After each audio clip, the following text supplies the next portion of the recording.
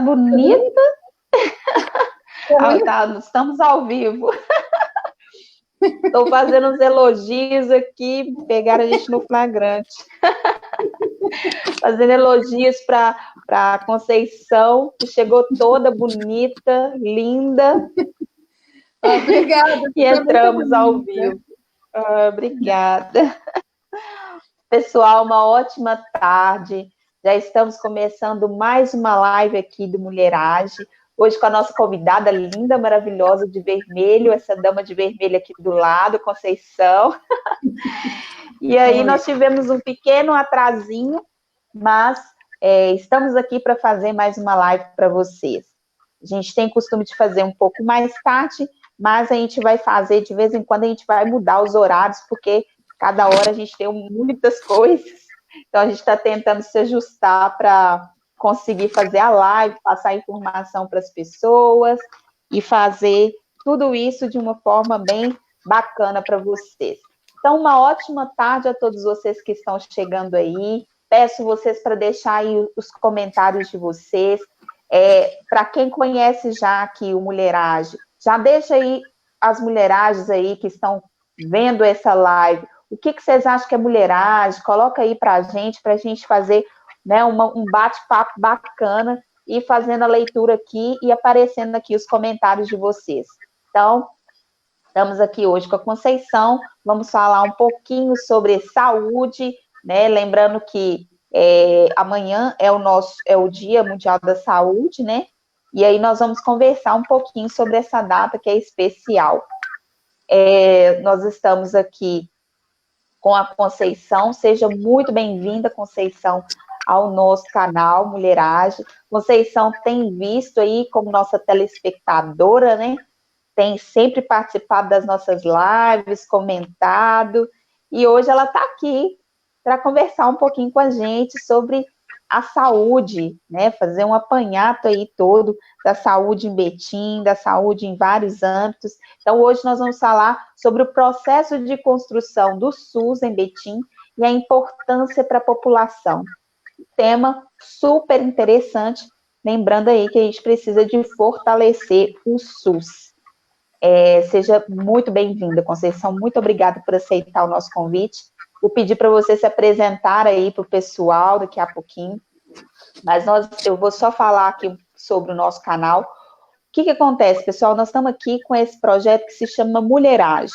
A nossa intenção é fazer com que as mulheres, né, possam garantir o seu lugar de fala, né? Eu, quanto pré-candidata a vereadora aqui no município de Betim, tenho trazido muito essa discussão a nível municipal, a nível estadual e no Brasil também. A gente tem discutido isso constantemente, a importância das mulheres na política, das mulheres estarem conversando sobre o seu protagonismo, não só, né, nos espaços de poder, mas também com a sua autonomia, com a sua independência, com a sua, né, com o seu projeto de vida. Então, nós estamos aqui para ajudar as mulheres, conversar com essas mulheres, fortalecê-las e falar que essa luta é nossa. Nós estamos aqui para mudar uma cultura, uma cultura muitas vezes que é machista, patriarcalista, e nós estamos aqui para garantir o lugar de fala que é nosso, que é de vocês, e aí nós vamos protagonizar esse espaço. Então, eu vou passar aqui para a Conceição, para ela fazer uma apresentação. Conceição, né, que além de ser uma grande amiga, é uma pessoa super entendida também da saúde, que eu tenho muito carinho de trazer aqui hoje para estar conversando com a gente. Muito obrigada, Conceição. Vou passar para você se apresentar esse currículo seu extenso aí, para a gente começar o nosso bate-papo aí. Nossa. Primeiro eu quero agradecer, Polly, por esse convite tão carinhoso, né, que eu recebo assim com um carinho muito grande da sua parte, de me trazer para pertinho aí do seu programa Mulherage, né, nessa TV personal aí que você constrói no dia a dia, né? Que eu tenho gostado muito, né? Tanto da programação quanto da sua performance, né, como responsável por apresentar todo esse programa, né, com essa capacidade enorme. Então, é uma honra estar aqui. Eu sou Conceição Rezende, né, sou uma profissional de saúde, sou psicóloga, tenho uma trajetória longa, né, porque eu tenho uma idade também longa, então eu já fiz muita coisa acerca da saúde pública. Eu tenho uma formação em saúde pública e em direito sanitário também, e, além disso, eu tenho uma vivência muito importante no setor, né? A gente, na área da saúde, a gente construiu o movimento sanitário brasileiro na década de 70, 80, que foi responsável, né, pela construção, defesa inicialmente, construção e participação na construção do Sistema Único de Saúde brasileiro. E além disso, eu sou servidora pública do Estado de Minas Gerais e da FEMIG, da Fundação Hospitalar do Estado de Minas Gerais. Em fase de aposentadoria, né? Já tenho 32 anos de casa no Estado e na Fundação, mais que 32, na verdade. Então, nesse período todo, esse período todo coincide com a implantação do SUS no Brasil. Desde a defesa lá na Constituinte, né, das diretrizes, desde a realização da 8ª Conferência Nacional de Saúde, que foi a primeira com participação popular, exatamente no período em que estava se preparando a Constituinte. Então, a nossa experiência é enorme. E eu tive, né, a grande oportunidade, duas grandes oportunidades também, que, além de ser servidora pública, foi ter trabalhado no primeiro governo da Maria do Carmo, aqui em Betim, como secretária de saúde. Depois disso, eu trabalhei 10 anos no Congresso Nacional, lá na Câmara dos Deputados, onde eu tive a oportunidade de trabalhar a regulamentação da Constituição, que foi trabalhar toda a legislação da Seguridade Social, da assistência social, da saúde pública, da Previdência Social, que foi um trabalho muito importante, que acrescentou. Então, foi um acúmulo de experiências importantes na área da saúde e que ajudou muito na implantação do SUS aqui em Betim, e que foi, na verdade, uma amostra nacional muito importante para o país de como implantar o Sistema Único de Saúde. A minha apresentação é a minha trajetória, é isso, mais ou menos. Vamos seguir aí a sua orientação. Sim. Mas, inicialmente, é essa apresentação, né? Tem uma trajetória de participação popular, social, na Câmara Federal, no Poder Executivo aqui em Betim, em 2 ocasiões, e a minha formação de sanitarista e de direito sanitário também. Sim, Conceição, bastante coisa. Com certeza, de participar, de estar tão próximo, né, da construção de algo tão importante hoje, que é benefício de todos, que é o SUS. De fato, isso aí, no currículo de uma pessoa, é importantíssimo, porque a gente precisa mesmo, né, e continua nessa luta, né, Conceição? E a gente está aí nessa busca de permanência do SUS, de fortalecimento do SUS, né?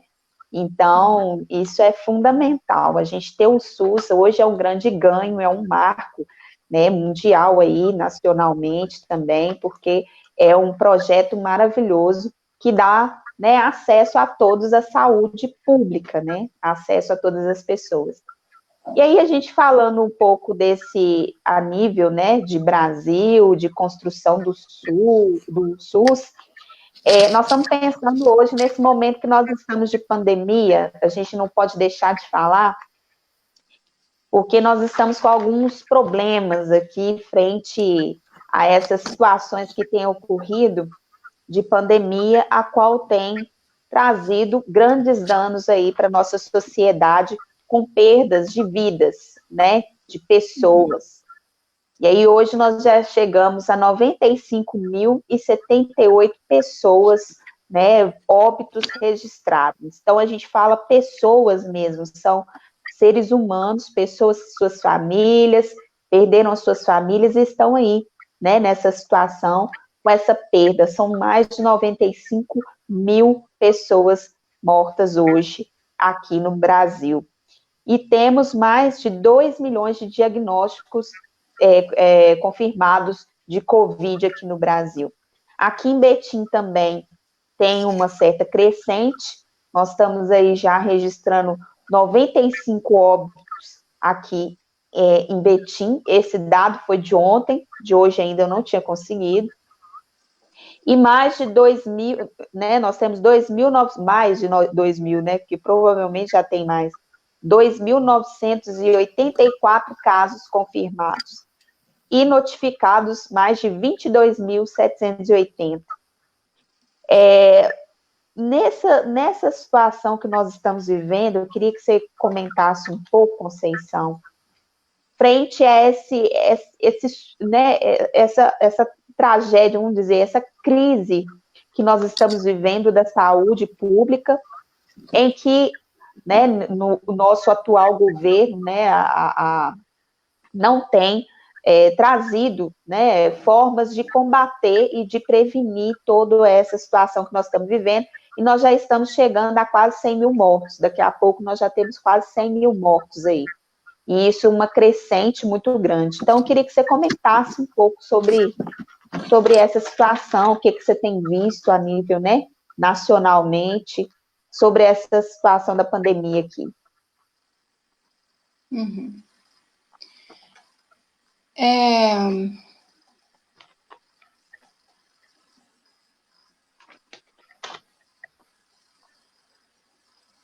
Só um minutinho. Então, Polly, a situação é gravíssima, né? Nós nunca tivemos no mundo uma pandemia tão grave que tivesse provocado uma tragédia imensa, né? Maior do que todas as tragédias do mundo, né? E, aparentemente, o Brasil tem se comportado como uma coisa natural, como se o vírus não fosse, não tivesse nenhuma possibilidade de controle sanitário desse vírus. A gente sabe que ainda não foi identificado nem um tratamento, porque é um vírus, e nem a vacina para evitar que as pessoas se contaminem. Mas a saúde pública, ela tem mecanismos, tem tecnologias para reduzir os danos dessa tragédia. A saída, atualmente, é controle para reduzir danos. Porque quando muitas pessoas que entram em contato com o vírus, grande parte, não vai adoecer. Em todas as doenças, é assim. Muitas vezes, os vírus que as pessoas... esses vírus, quando atingem as pessoas, não provocam mortes e nem adoecimento, muitas vezes. E o próprio adoecimento é mais grave ou menos grave em diferentes pessoas.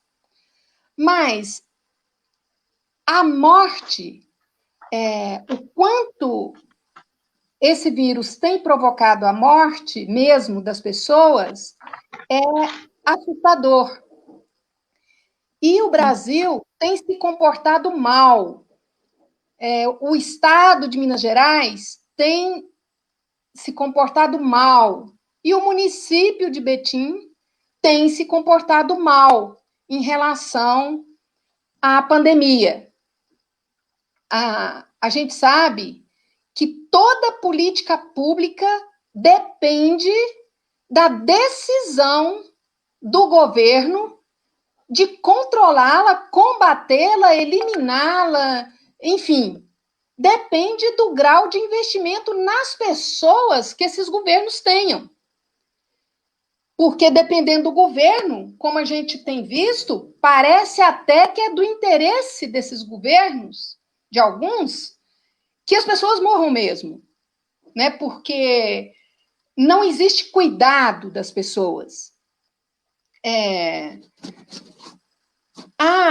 No caso do Brasil, nós temos tido uma prática totalmente inadequada, incorreta, que é o governante central disputar com a ciência e com os órgãos de saúde o modo de fazer a saúde.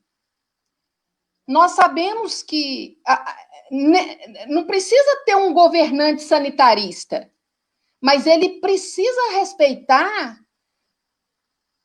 as diretrizes sanitárias. Para isso, tem Secretaria de Saúde, tem Ministério da Saúde, tem os órgãos técnicos.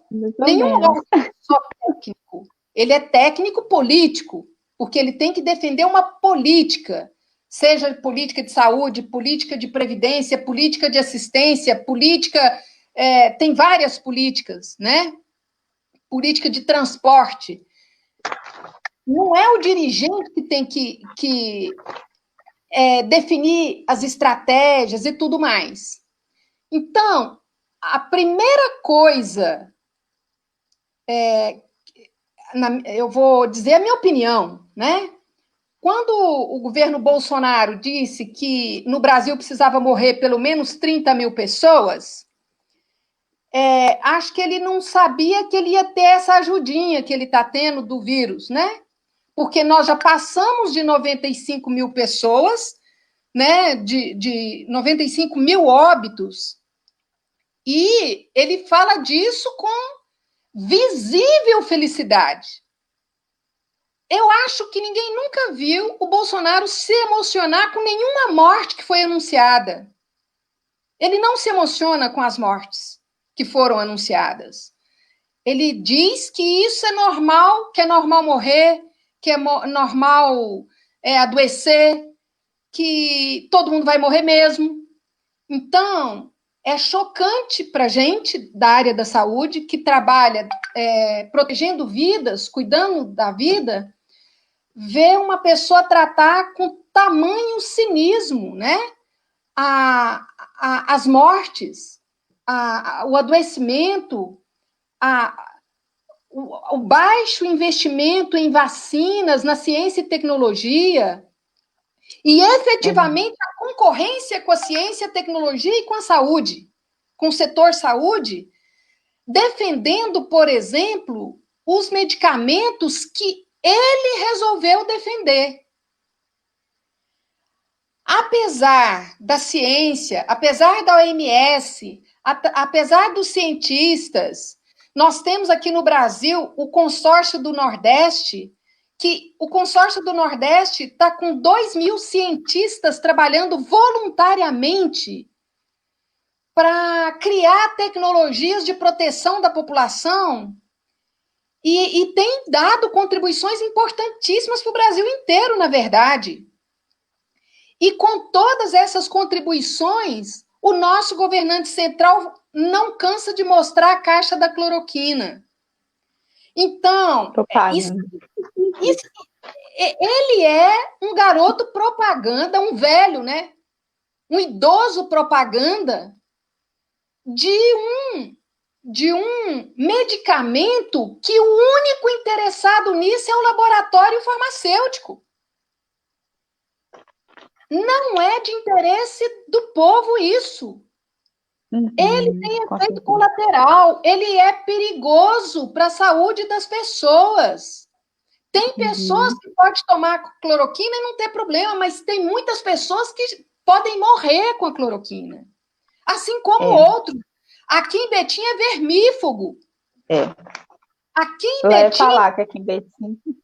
A autoridade máxima da cidade prescreve um vermífugo e gasta uma quantidade imensa de recursos públicos para comprar vermífugo numa época que não existe nenhuma epidemia de nenhum verme.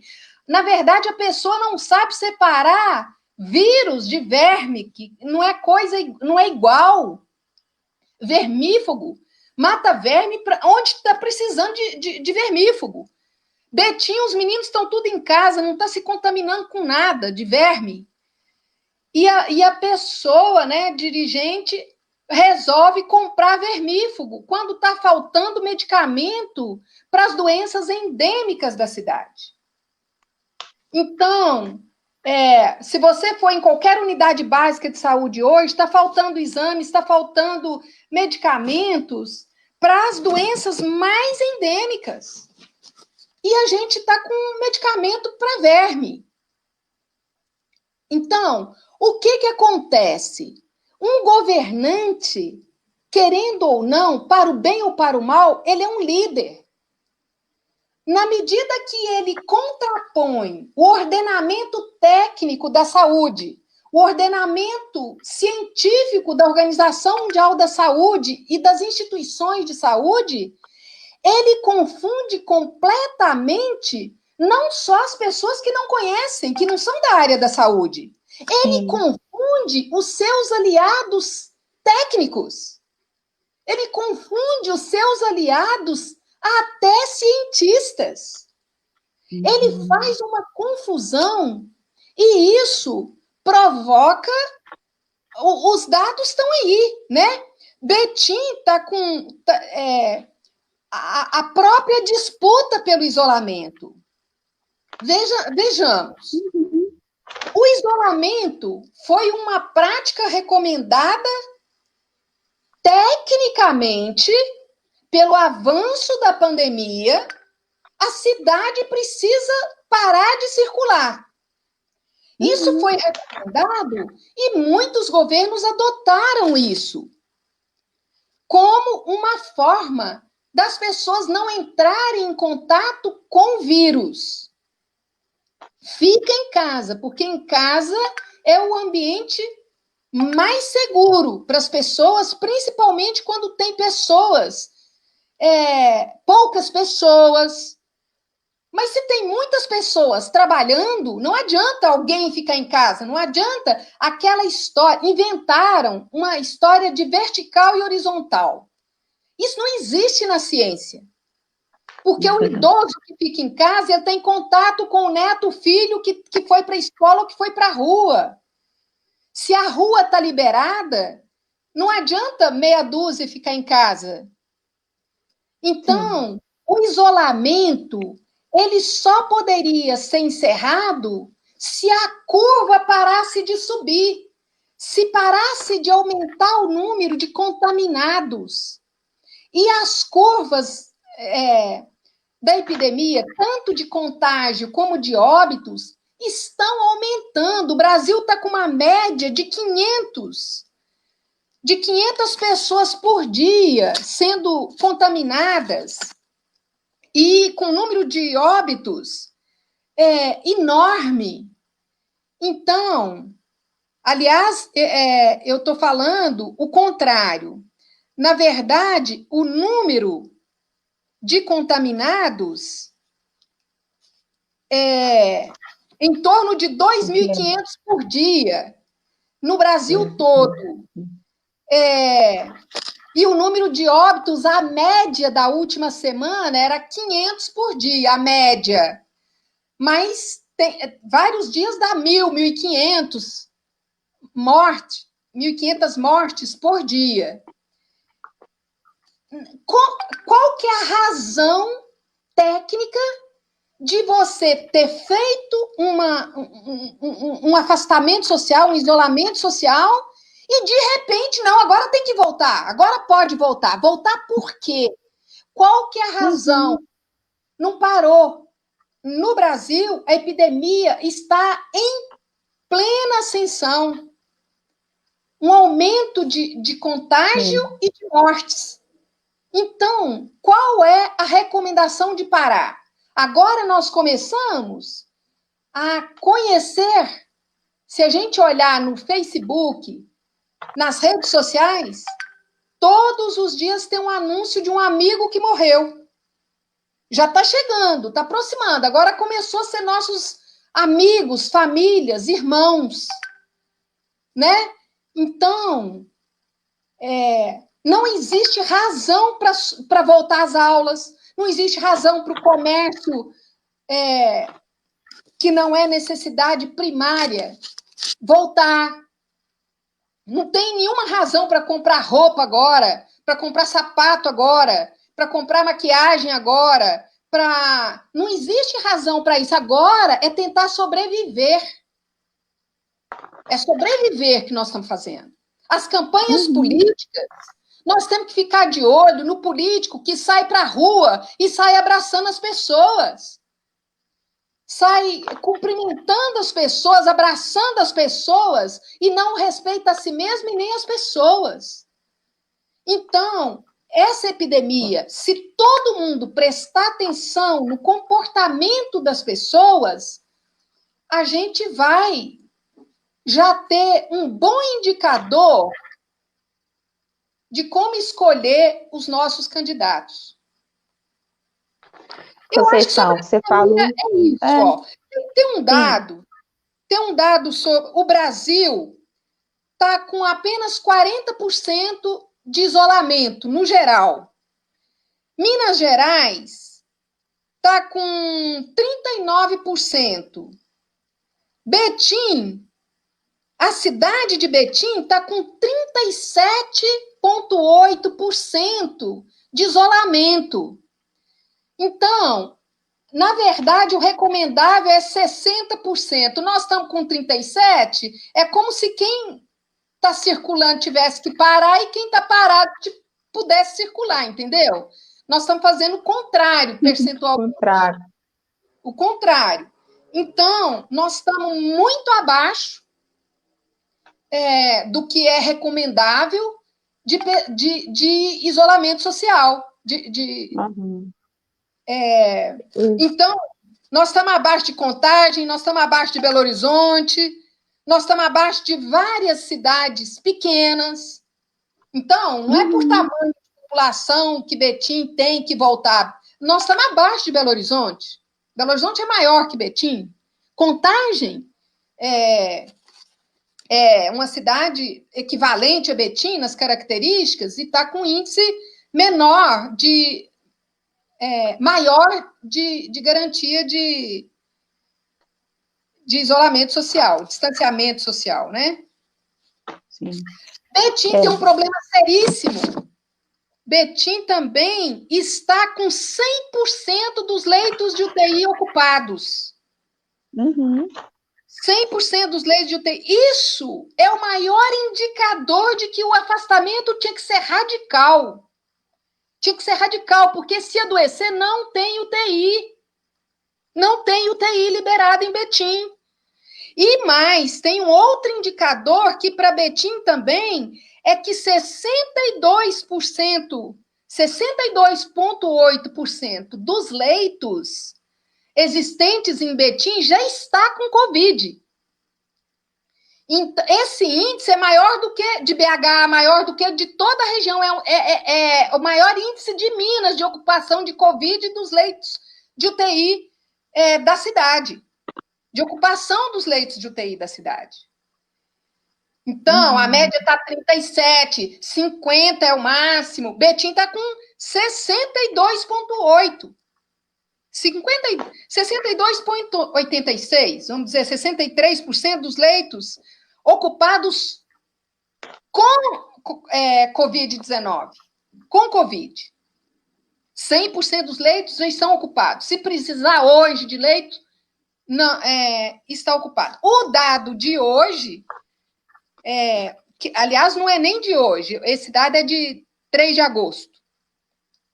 Então, com índice de ocupação de leitos 100% ocupado, com a curva subindo e com óbito subindo, não existe recomendação de redução de afastamento social, de isolamento social. E pior, nós não temos campanha pública para isso. Vocês, toda a população de Betim deve se lembrar que quando a gente teve H1N1, quando a gente teve várias epidemias de dengue, de H1N1, o investimento na campanha pública, na publicidade, ensinando as pessoas como prevenir, para não sair na rua, no caso, se fosse hoje, né? Tinha que ter uma campanha de outdoor, tinha que ter campanha de rádio, tinha que ter campanha de jornal. Está na hora de fazer valer. A imprensa da cidade tinha que estar toda envolvida com a campanha de prevenção. Os trabalhadores estão sem material, sem equipamento suficiente. Estão usando luva, máscara, mais do que o tempo necessário, do que o tempo que uma máscara resiste. Então, nós estamos com um problema na rede, sério. Está faltando profissionais. Né? Os profissionais estão morrendo. Está reduzindo o quadro de pessoal. Tem um dado que aproximadamente 10% das mortes são de profissionais de saúde no mundo. Então, não tem cuidado com os profissionais. A falta de equipamento é falta de cuidado. A terceirização de vários setores gera trabalhadores sem experiência no setor e, por isso, mais descuidados, muitas vezes, no setor. Né? A atenção básica não está podendo exercer o seu papel como deveria. A gente está sem plano de contingência. Enfim, dessa forma, a gente é sobrevivente da Covid. Exatamente. A gente fala que a gente está eternamente resistentes, né? Quando a gente está passando por esse processo todo, e existe, né, uma falta de cuidado com a saúde das pessoas, que a gente tem que pensar na vida das pessoas. E aí, quando a gente vê que existe uma tomada de decisão de flexibilização, de retirada das pessoas desse isolamento social, a gente só reforça que, primeiramente, nós não estamos pensando na vida, né? Nós estamos pensando em todas as outras coisas, né, no dinheiro, no processo econômico, mas na vida das pessoas a gente não está pensando. Quando a gente vê que existe uma crescente aí, né, de mortes aqui dentro, principalmente, né, nós vamos falar aqui dentro do município, onde que a gente está, né, assim que voltou a flexibilização e retornou, né, todos os comércios funcionando, de quase 2 óbitos nós passamos hoje, nós já estamos com 95. E aí nós temos que pensar que são 95 pessoas, 95 famílias que estão lamentando aí seus entes queridos. E aí o que nós vamos fazer com essas informações? Estava aqui agora mesmo a Kátia Cristine, que falou que falta informação. E é isso mesmo que a Conceição falou. É preciso ter informação para as pessoas. E o que nós estamos fazendo aqui hoje é trazendo informações, falando todos esses dados, igual a Conceição falou, que é necessária a permanência do isolamento social, e, inclusive, nós vamos retomar porque é necessário a gente falar sobre o SUS, porque nós temos que fortalecer o SUS, porque hoje ele é um dos equipamentos que tem garantido, inclusive, salvado essas vidas, né? A gente, mais do que nunca, a gente conseguiu perceber que o Estado tem que estar forte e tem que garantir as políticas públicas, inclusive da assistência à saúde. Então, nós vamos falar um pouco, a Conceição esteve aqui dentro dessa formação, né? Ela falou de toda essa formação, até da construção das diretrizes do SUS, mas dentro do nosso município, a Conceição também participou, né, de uma construção desse Sistema Único de Saúde que nós temos no nosso município, que já foi de grande referência, né, inclusive na saúde mental, igual a Conceição, né, da psicologia, nós já fomos referência da saúde mental. E aí eu queria que a Conceição contasse um pouco para a gente sobre essa construção do SUS, a importância desse SUS, né, que está aqui hoje. Teve várias, né, o Betim, nós tivemos vários investimentos aí nessa época que a Conceição vai falar, né, que 93 por aí, né, Conceição, de investimento na saúde. E foram... Eu participei do período de 93 a 96, quando a Maria do Carmo foi prefeita, né? Ela era uma prefeita totalmente defensora das causas sociais. Ela também participou do movimento sanitário brasileiro de várias formas e juntas, né? Assim, nós somos de uma geração que lutou muito por direitos, muito. A nossa Constituição de 88 teve a participação de nós todas, assim, né? Então, quando a Maria do Carmo foi prefeita, ela tinha uma decisão de melhorar a vida das pessoas. Então, a gente tinha participado do movimento sanitário, participado da Constituinte, né? A Constituinte são os deputados que foram eleitos para escrever a Constituição. Então, a gente participou muito dessa luta. E o movimento sanitário teve muita força na Constituinte, porque nós mobilizamos o Brasil inteiro em relação a isso.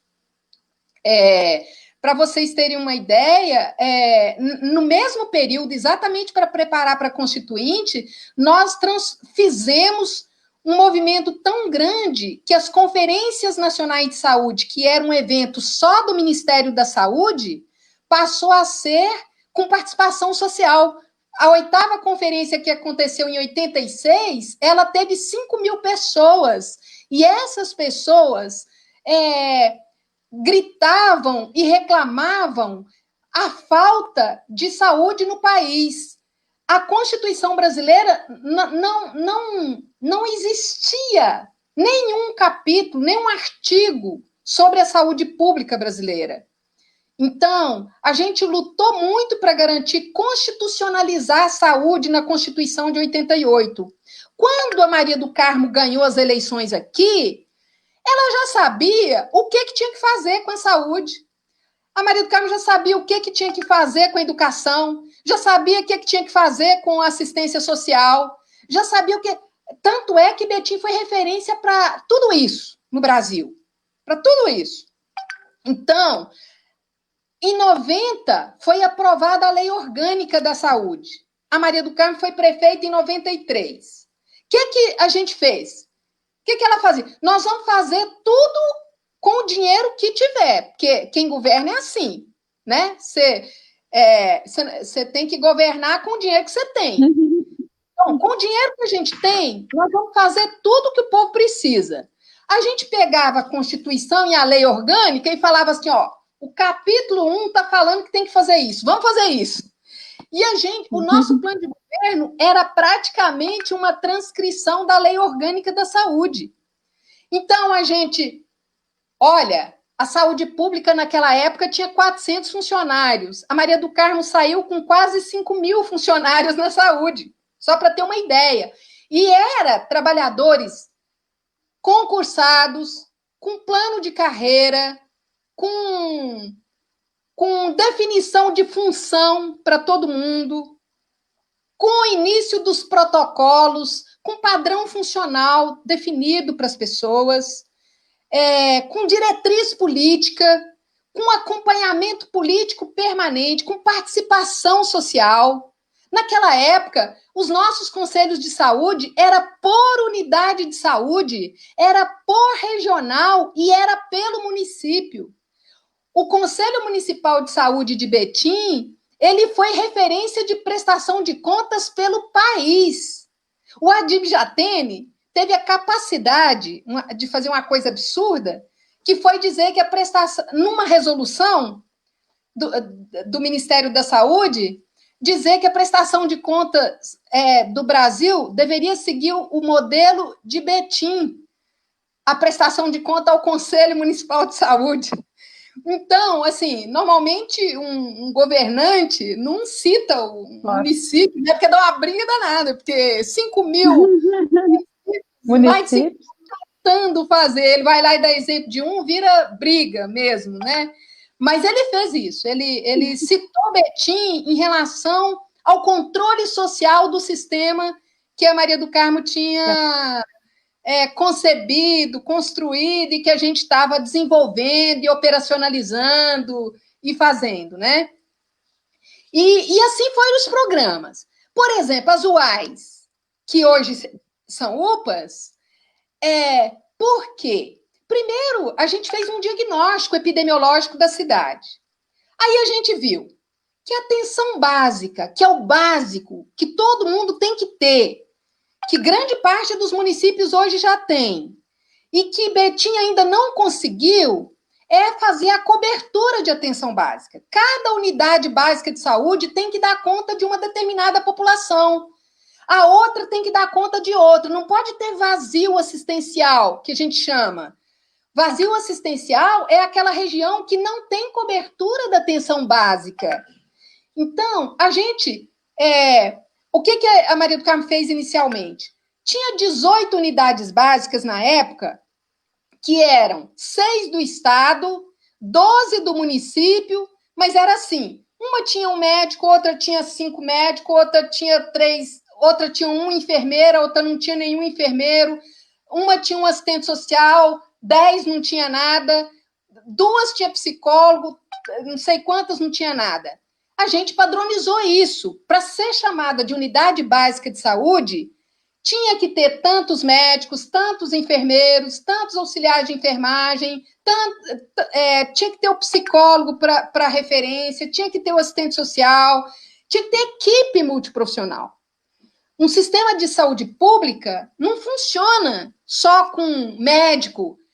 Tem gente que acha que e agora está voltando essa mentalidade. Um médico sozinho não faz nada num sistema de saúde. O enfermeiro sozinho também não faz. Ele precisa de uma equipe de auxiliares, de técnicos de enfermagem. O farmacêutico sozinho, sem o auxiliar de farmácia, sem o técnico de farmácia, também não faz. O bioquímico no laboratório não faz as coisas sem o seu auxiliar. E esses profissionais, sem se juntar e pensar o sistema, não faz. Nem a saúde privada. Por que a saúde pública tem indicadores muito melhores do que a saúde privada? Principalmente pela equipe de trabalho. Principalmente pela padronização dos medicamentos para as patologias que atende. Então, a saúde pública, quando acontece uma pandemia igual a essa... eu comecei a falar das UAIs, desculpa, eu entusiasmo e mudo de assunto. Mas, assim, as UAIs foi uma invenção de Betim. As UPAs foram construídas no governo Dilma para todo o país. Por quê? Porque as UAIs de Betim mostraram uma importância enorme para a saúde pública. Não é todo lugar que tem hospital. Em Betim, para nascer uma criança... Quando a gente começou a construir o hospital, tinha muita urgência, que as pessoas morriam na viagem daqui para Betim, as mães tinham filho nas ambulâncias, tinha filho em casa, porque não tinha maternidade em Betim. Então, o que acontece? Enquanto não construímos a maternidade e o hospital, a gente inventou as UAIs. Por quê? Era um lugar de emergência. Dava para salvar uma pessoa que precisasse de respirador, que precisasse de um eletrocardiógrafo para saber o que fazia com a pessoa com parada cardíaca, com traumas, acidentados. muito mais do que antes, só com as unidades básicas de saúde. Então, a gente estudou as UBS, equipou, colocou as equipes e foi ampliando, Aí viu que não tinha urgência e emergência. Daí vimos que os medicamentos, naquela época, cada médico prescrevia o que queria. Ninguém conseguia comprar remédio na saúde. Aí, primeiro SUS municipal que teve 10 farmacêuticos, porque precisava padronizar os medicamentos. Teve que assentar médico, dentista, enfermeiros, farmacêuticos, para decidir o que usa para as crianças com diarreia, o que usa para as crianças com toda a pediatria precisa do quê? Que medicamento? Toda mulher precisa do quê? Todo idoso precisa do quê? E fomos padronizando. Betim foi referência para padronização de medicamentos.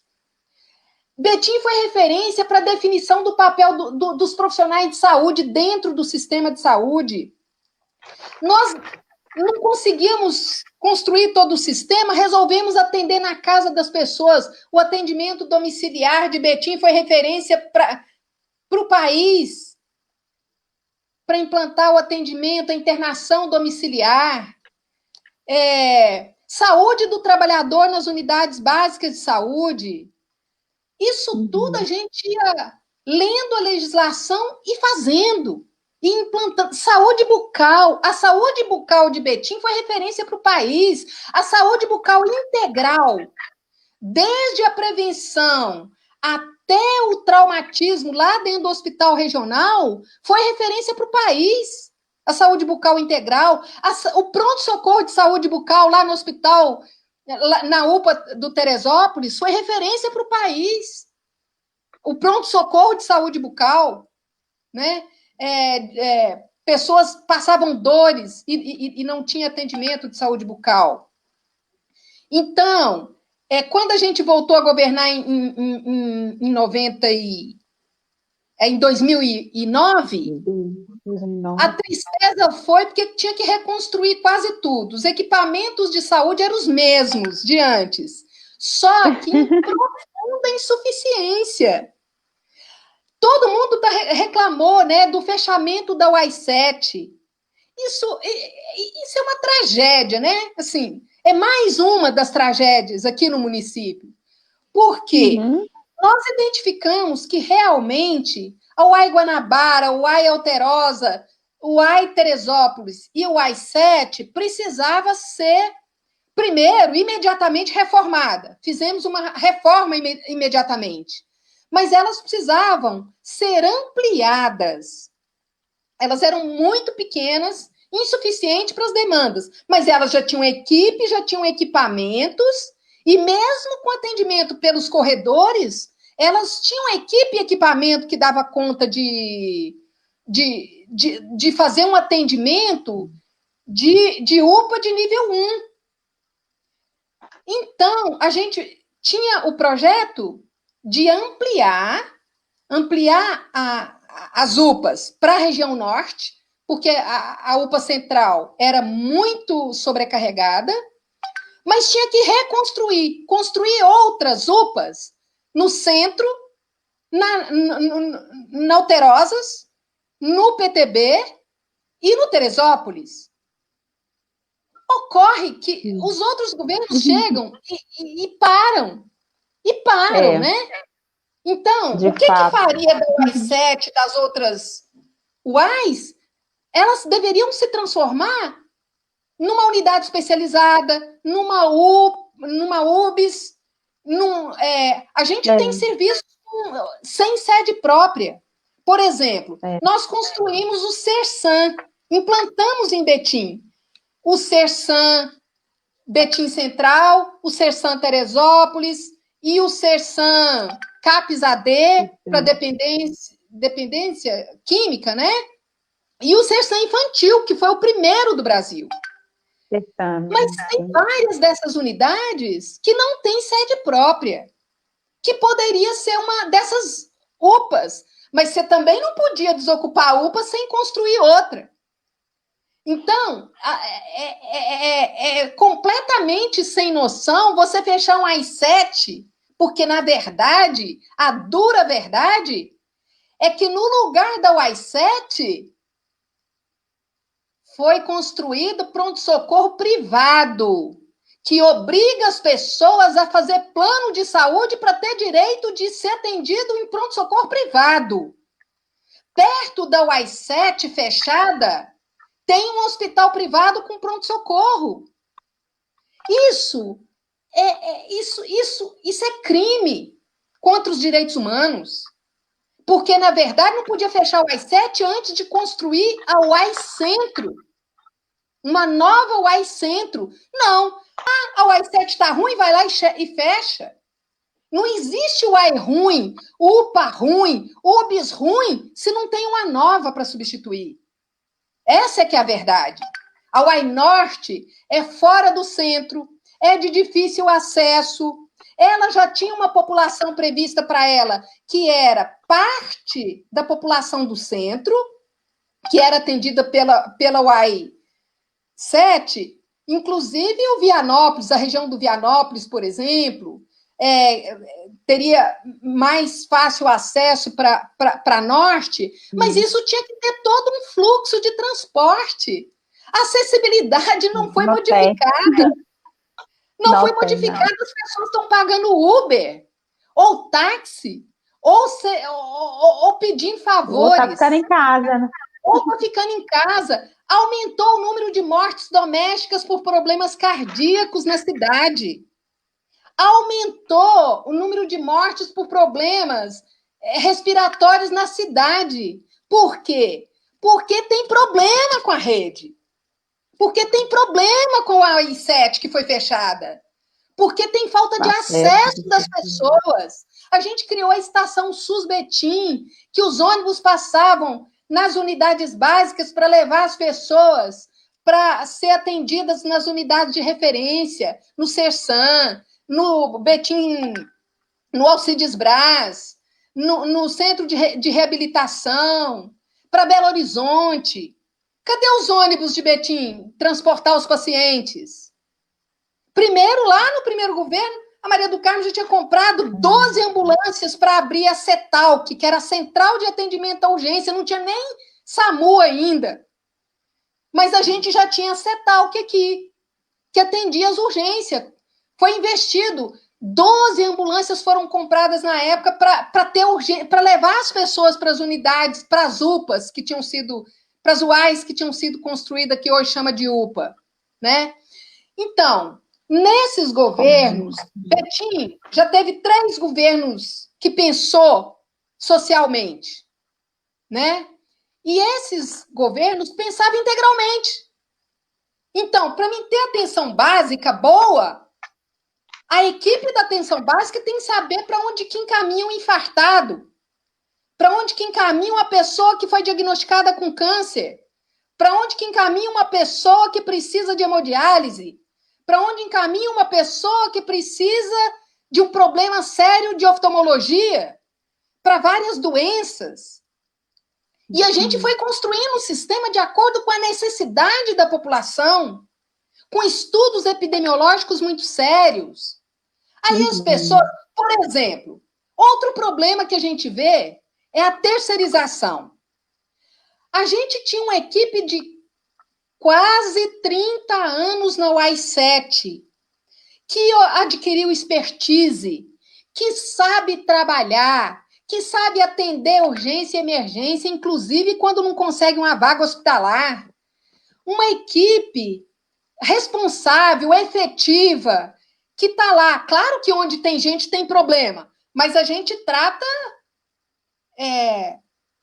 como a maioria dos trabalhadores são excelentes.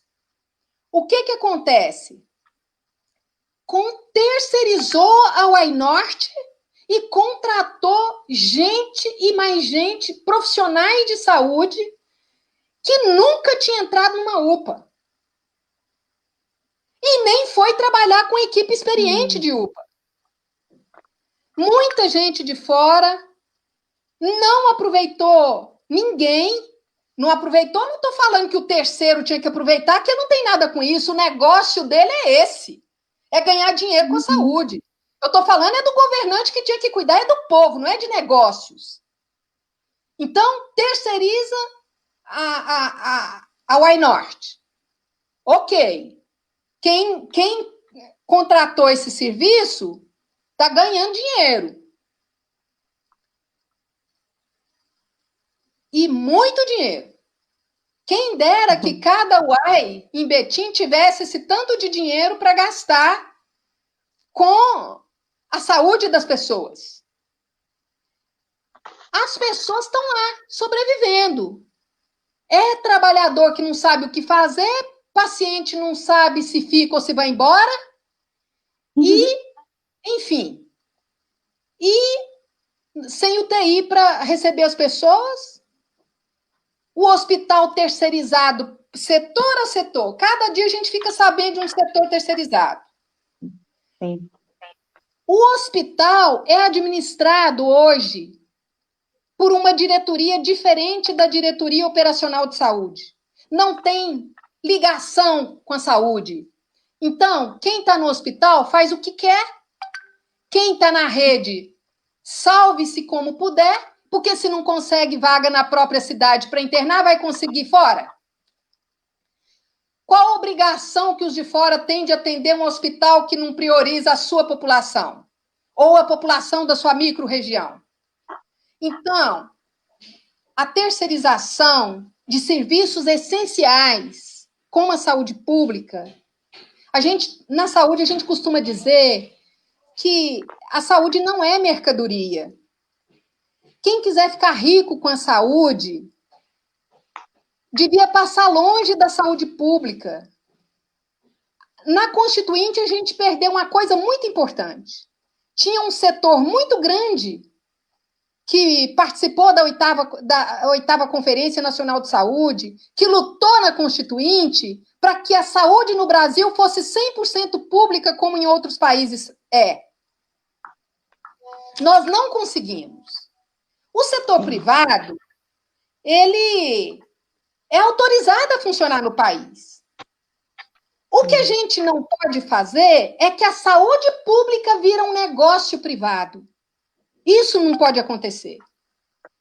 Não é lugar de ganhar dinheiro. É um lugar que quem defende a saúde pública é um lugar onde os trabalhadores dão o sangue para salvar vidas. Mas quando começa a perceber que tem meia dúzia ganhando dinheiro com aquilo e você está dando a sua própria vida por aquilo e não resolve, você dá o sangue e o dinheiro sai pelo ladrão, aí você desanima e desmonta o setor inteiro. Isso é um desrespeito com o trabalhador. Com aquele trabalhador que estudou, que esforçou, que capacitou, porque na saúde você não para de estudar, não. Por exemplo, se não tivesse ciência e tecnologia, profissionais que estudam, como é que seria a Covid hoje? Então, os trabalhadores da saúde têm que fazer capacitação permanente. Naquela época, quando a Maria do Carmo fez um plano de carreira que valorizava o trabalhador, que quem fazia capacitação ganhava pontos na carreira, é pensando nisto. Porque a hora que tem uma Covid, a hora que tem um coronavírus, tem que ter quem não abandona a saúde pública. Quem fica na saúde pública porque tem garantia de salvar sua vida, de se proteger, mas tem que ter garantia de ter pelo menos certeza que tem comida, que tem transporte, que tem alimentação adequada, que os seus filhos vão para a escola, que tem dinheiro para pagar a escola do seu filho, ou então o livro do seu filho, ou a roupa do seu filho, que o seu filho não vai passar necessidade. Então, você tem que ter, na saúde pública, no serviço público, você tem que ter uma política de gestão de pessoal de acordo com o valor que você dá para aquela política e para o povo. Então, quando eu fui secretária de saúde, aliás, eu não seria se não fosse assim também, né? Vamos e convenhamos, eu nunca fui secretária de saúde de um governo que não defende a saúde pública. Eu fui secretária 2 vezes e tive a sorte de ser uma secretária com a Maria do Carmo na prefeitura. Por exemplo, na prefeitura, a gente viu que precisava construir várias unidades, precisava fazer várias coisas.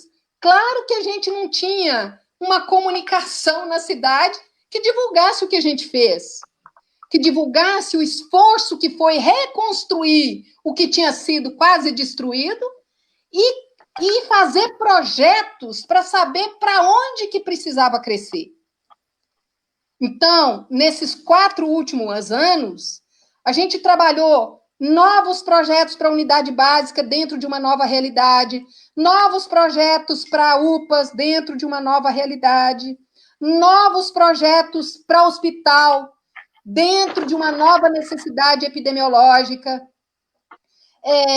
Reformamos o hospital, reformamos maternidade, reformamos UPA, reformamos UBS, construímos o Centro de Referência de Saúde do Trabalhador, que desde que a gente implantou lá em 95, não tinha a sua sede própria, né? Acho que eu estou falando mais do que você queria saber, né? Desculpa. Conceição. Não, saber, a gente sempre quer saber, e você tem um conhecimento que, assim, eu acho que é quase que um Google, né, de Betim, da saúde pública de Betim. Porque é muita informação. Eu pensei assim, quando a gente for conversar, a Conceição, ela tem muita informação. Então, eu acho que assim, é fundamental a gente falar sobre isso. Agora mesmo foi falado aí que é necessário ter informação.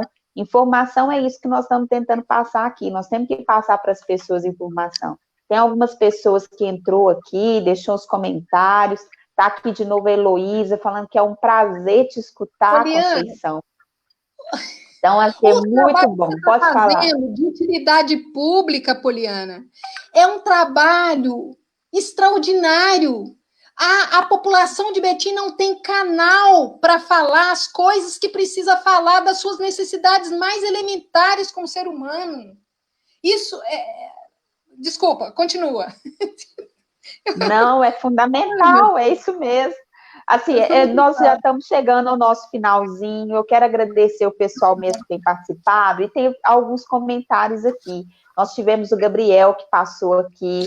Temos a Elane, que fez alguns comentários, falou bastante, né, dessa situação que você trouxe também, que é do sucateamento da saúde em Betim, né, que depois dos governos, né, da Maria do Carmo, depois de todo esse processo que teve, né, do construção do SUS aqui em Betim, nós tivemos, de fato, um momento em que, né, vários momentos em que não teve essa mesma adesão dos outros políticos que estiveram aí à frente do nosso governo município. E aí, quando você fala de toda essa coisa, dessa paixão que você tem com a saúde, é muito incrível isso, porque, de fato, nós temos que ter pessoas que pensam na saúde com esse mesmo olhar seu, com essa mesma euforia sua, né, esse desejo de uma construção, de permanecer com essa construção. Então, é muito bom te ouvir falar, a Heloísa falou e eu concordo também, te ouvir falar sobre a saúde, principalmente da saúde de Betim, que você esteve tão à frente dela. Nós tivemos também o Cresivaldo, Cresivaldo mesmo, né? Porque apagou aqui, eu tentei anotar o nome. Cresivaldo Lima, que falou da valorização dos servidores. De fato, na terceirização é isso que a Conceição falou. Não existe essa valorização desses profissionais da saúde, e isso acaba, de fato, prejudicando no andamento, né, do atendimento dessas pessoas, né? Hoje nós estamos com a UPA, né, a Unidade Norte, né, a UPA Norte terceirizada, e nós temos que até acompanhar para a gente ver como que está essa situação, porque, de fato, isso vai prejudicar a saúde no nosso território. Então, nós temos também a Heloísa, eu acho que também colocou sobre o acesso restrito das mulheres. Então, nós temos a política de saúde de mulheres também que deve ser olhada, né? Nós temos as mulheres, ela tem uma especificidade diferenciada no atendimento, na saúde. Então, isso é extremamente importante a gente pensar quanto a necessidade das mulheres aí na saúde. Então, nós já estamos finalizando, eu vou passar para você ainda, Conceição, para você fazer sua finalização. Quero agradecer todo mundo aqui que esteve presente, que fez os seus comentários. Deixem sempre aí seus comentários para a gente ir falando, a gente ir conversando. Às vezes a gente não consegue responder todos aqui, mas a gente agradece a todos vocês que estão comentando. Aqueles que a gente puder, a gente vai depois, né, respondendo e aí vai. Então, esse canal Mulheragem, a gente está fazendo, a gente sempre tem divulgado antes para vocês, nós vamos ter uma outra live falando sobre educação, que hoje, né, amanhã nós estamos aí no Dia Mundial da Saúde, e dia 6, né, que vai ser o dia da nossa live, nós vamos ter o dia do profissional da educação, que nós vamos estar com a nossa amiga também, que a Conceição conhece, Sandra Angélica, a qual eu convido vocês também para estar assistindo, vai ser uma ótima live.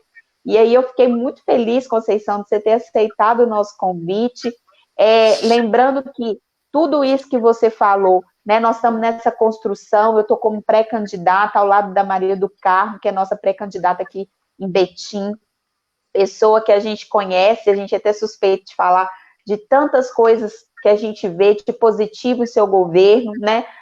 Eu vejo aí uma das coisas positivas, que depois a gente pode ter um outro momento para falar, que é a vinda da PUC a vinda da PUC para Betim, e também com o ensino, né, da medicina. Nós temos aí o curso de medicina dentro da PUC hoje, e que vai, com certeza, trazer frutos para Betim. E isso vindo, né, desse governo e também dessa luta da Maria do Carmo, que trouxe mais um benefício aqui para a nossa cidade. Nós tivemos aqui também minha prima, Regiane Bessa, que daqui a pouco nós também vamos fazer uma live, vamos marcar uma live aí.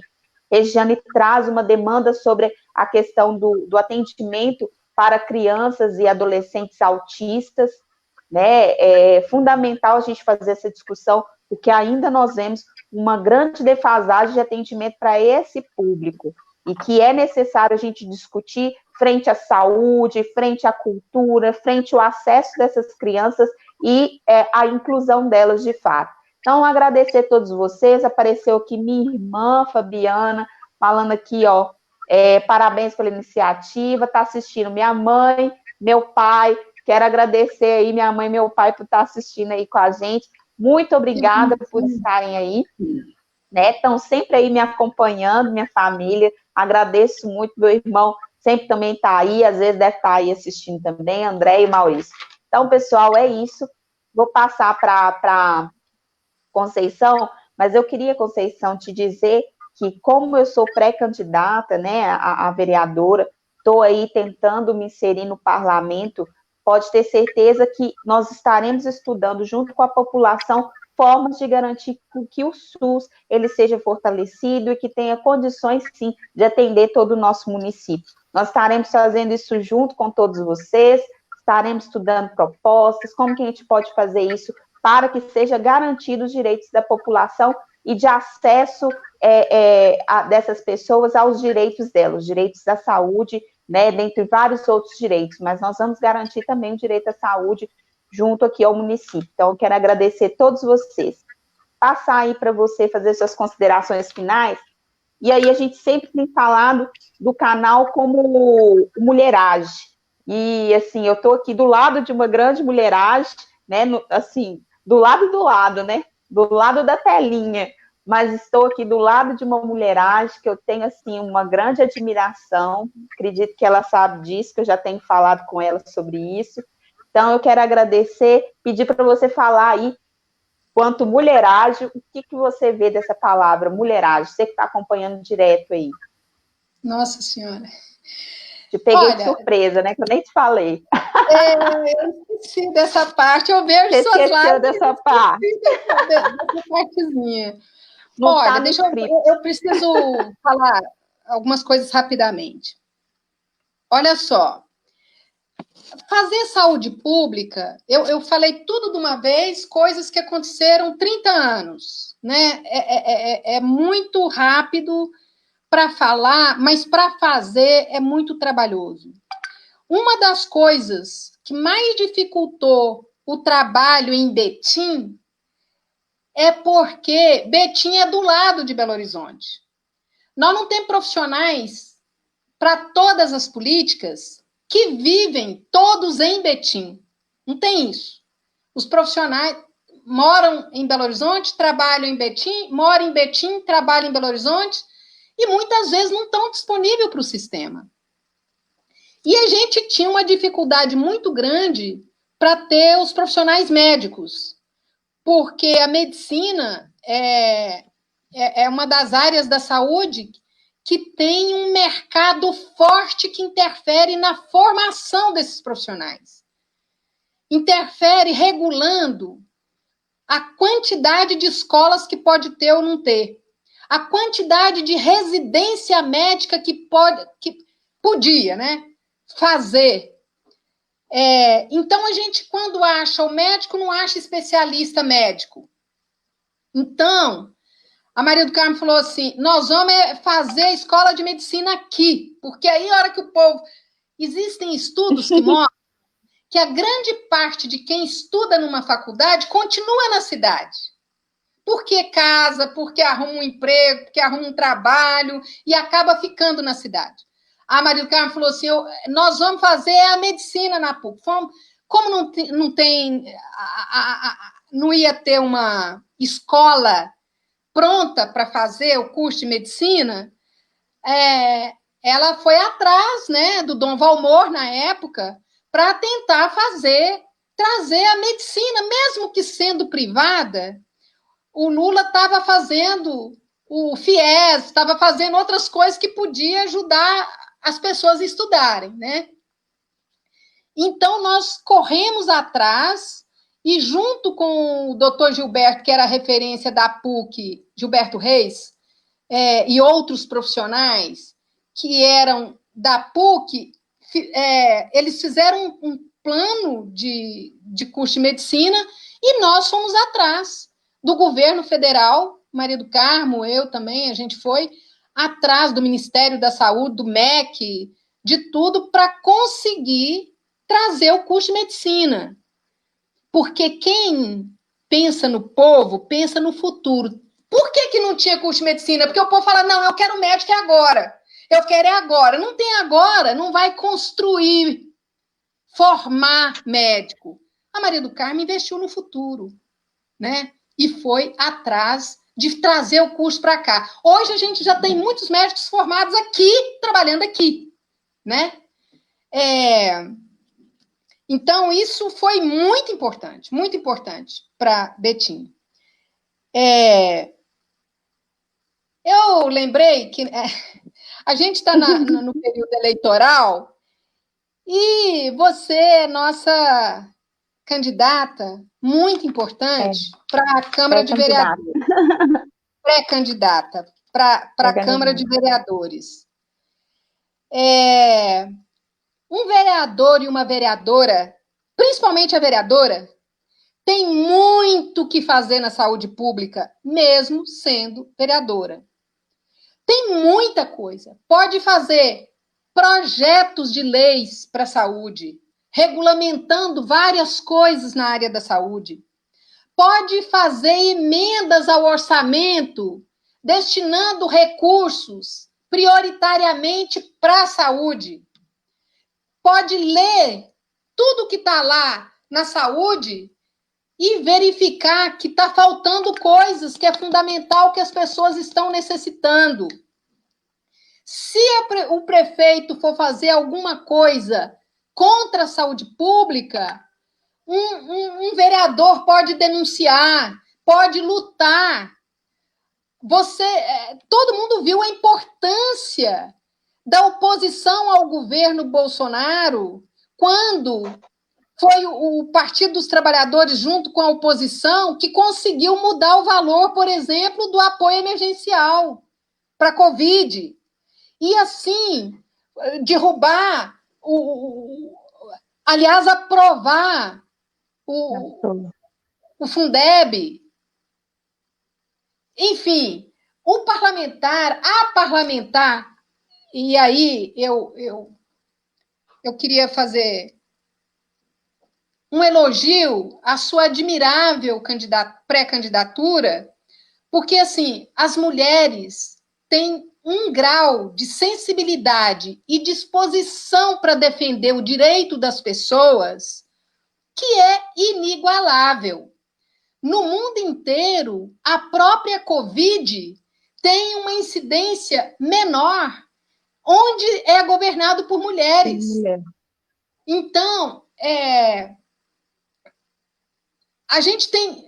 É muito importante o papel de uma mulher negra, né? Porque se é difícil para todas as mulheres, com a cultura machista que nós vivemos, a mulher negra é muito mais difícil. Muito mais difícil. Então, a gente que defende a inclusão de pessoas, de mulheres, de jovens, de pessoas negras, né? Homens e mulheres, na política.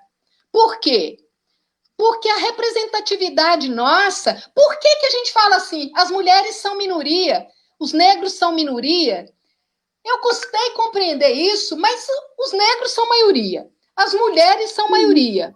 A juventude é maioria, porque, na verdade, ela é mais do que os pais, não é? Toda casa tem um filho ou 2 filhos, acaba...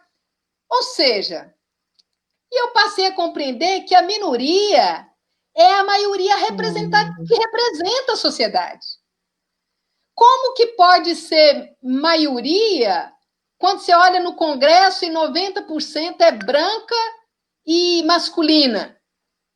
Sim. A maioria é branca e masculina. Então, as mulheres viram a minoria quando é maioria, porque não tem mulheres, então é minoria na representação parlamentar. É minoria na política. Mas na sociedade é maioria. E quanto mais maioria, mais desprezado é por essa minoria bem representada que existe.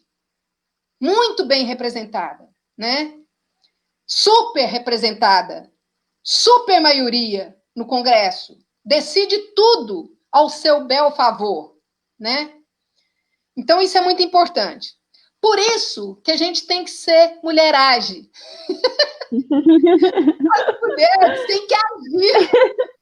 As mulheres... mulheragem, mulher reage, né? Eu acho que cada dia mais as mulheres estão reagindo, a população negra está reagindo, a juventude está reagindo, e estão defendendo, porque defender essa representação na política é defender direitos nas bases, é defender direito para a maioria. Você pensa que se no Congresso, olha, são 577, 500 e não sei quantos deputados. Se tivesse 250 negros deputados, a gente não pensa. Se a gente pensasse, a gente mudava. Se a gente tivesse 52% de mulheres, as mulheres são maioria na sociedade, são 52%. Vai lá no Congresso, tem 20%, na melhor das hipóteses, nós temos 16%, 17%, 10%. Tem mandatos aí para trás que a gente tinha menos de 10% de mulheres. Uai, a gente fala que a gente não é minoria, mas a gente vota nos homens, vira maioria. Porque conta é maioria que manda, é maioria que decide, é maioria que vota. Por isso que a maioria que vive não tem importância. Porque essa maioria que não se dá a importância escolhe outra maioria para representar. Então, nós precisamos cuidar a responsabilidade por um voto é muito maior do que a gente consegue imaginar. é muito maior. Tanto na representatividade, não só de gênero, não só de raça, não só de cor, não só de idade, né? Esqueci como é que chama. Geracional, né? Não é só esta representação numérica aqui na vida, na base, na cidade. Precisa entrar dentro do Congresso para ser maioria. Precisa entrar dentro da Câmara Municipal de Betim. Está todo mundo implicado com a Câmara de Vereadores atual de Betim. Porque não temos representação. Todo mundo que está lá não nos representa. Mulher não representa. O homem não representa. Ninguém está representando nada. Tudo que o prefeito faz, outras políticas públicas, está tudo aprovado pela Câmara. Está mesmo. Agora é hora de pensar sobre essas coisas. É hora de refletir, é hora de exercer a mulheragem das mulheres.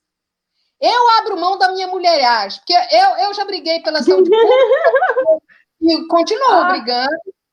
Já então briguei você não abriu não. Já briguei pelas mulheres.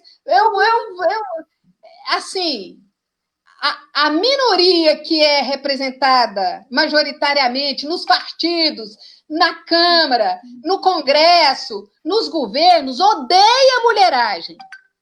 As mulheragens não têm coragem de tomar a palavra quando não recebe a palavra, são que às vezes tem que gritar para pegar um microfone, avançar no microfone para conseguir falar no microfone. É a mulher que consegue falar alto com quem fala alto. É a mulher que não abaixa a cabeça em detrimento dos seus direitos. Isso é mulheragem. É mulheragem que cuida dos seus filhos, mas exige que o pai também cuide. É a mulheragem que age lá exigindo que os seus filhos aprendam a lavar prato, aprenda a dar descarga no banheiro, aprenda cuidar da sua própria vida e da vida comum, que é a sua própria casa. Né? Isso é mulheragem. Para mim, mulheragem é a Poliana, que sai lá da caçulinha de uma família para enfrentar uma sociedade machista, colocar a sua candidatura para defender direito daquelas pessoas que ainda não dão conta de defender os seus próprios direitos. Então, a gente é mulheragem dia e noite. A mulher é mulheragem dia e noite, na verdade. Isso aí, Conceição. Eu já falei demais. Eu peço desculpa, viu, Poli, porque eu sou uma criatura muito entusiasmada e cheia de esperança. E não tem muito controle emocional para me manifestar, porque eu tenho que falar muito para dar conta de convencer, né? Enfim. Várias Conceição, coisas. Mas eu escuto uma coisa que eu não concordo com você, de tudo que você falou, é que você vai abrir mão da sua mulheragem. Isso aí eu tenho certeza que eu nunca vou ver você fazer. Você vai continuar agindo sempre, fazendo isso que você sempre fez, de garantir seu espaço de fala, de falar na hora que você tem vontade de falar, e é isso mesmo. Nós estamos aqui para garantir isso, nosso lugar de fala, nosso espaço, porque nós somos mulheres e temos direito, assim como todos têm. Né? Então, eu quero só te agradecer mesmo, fiquei muito feliz por você estar aqui com a gente, agradecer todo mundo que participou, de fato, nós extrapolamos um pouquinho o horário, mas tenho certeza que todo mundo que está assistindo, que vai assistir ainda, vai adorar essa live, né, pela sua forma de passar esse conhecimento todo que você tem acumulado. Eu acho que você tem que começar daqui a pouco a escrever tudo isso, inclusive porque a gente tem que guardar essas informações que você tem, que a gente precisa de manter isso, e a gente fala muito de cultura, e cultura é isso, a gente passar o nosso conhecimento para as outras pessoas também. Então, vamos tentar pensar numa forma, e pensa numa forma aí de guardar isso tudo para a gente aí. Então, pessoal, Eu quero agradecer vocês todos. Serginho, eu pedi o Serginho para encerrar a nossa live aí, mas quero que vocês estejam sempre aqui com a gente, porque, como eu falei com vocês, mais do que ser pré-candidata a vereadora, eu estou aqui tentando fazer um outro papel, que é fazer essa parte com a sociedade, de despertar a crítica mesmo, de conversar sobre as coisas, e que as mulheres consigam, né, entender o seu papel na sociedade e o quanto que é necessário elas agirem, né, e se manterem aí com as suas independências, com as suas emancipações. Então, muito obrigada, Conceição, por tudo, te agradeço, continuaremos aí em contato, aí com certeza você vai estar aí assistindo nossas lives também, semana que vem não, quinta-feira agora tem live com a Sandra Angélica, viu, pessoal? Ótimo. Então, eu Ótimo. espero vocês. A live será às 19 horas e nós vamos falar sobre os profissionais, né, da educação e esse momento de pandemia também. Então, quero aguardar vocês aqui. Agradeço a todos vocês. Até a próxima.